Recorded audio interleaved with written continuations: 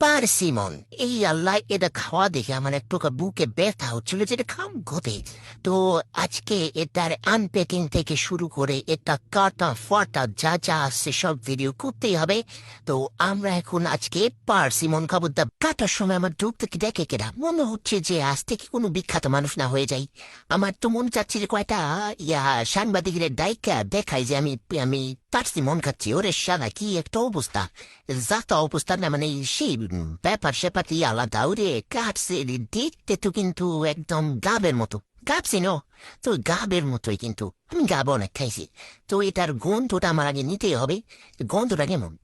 ভালোই, চেনা পরিচিত একটা গন্ধ, কিন্তু তাও চিনতে পারছি না, মানে আসলে পেটের মধ্যে এসে মুখে আসতেছে না আর কি, এরকম একটা বিষয়।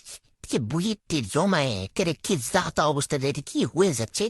তো আমি ভাবতেছি যে এইটা আসলে কি হইল, মানে আসলে তা কতক্ষণ আমার দুঃখ কি থামে নাই, যে মনে হচ্ছে যে এটা খাই আগে দেখা রাখবে বিষয়টা। টাকাটা ওষুধ দিছে নাকি?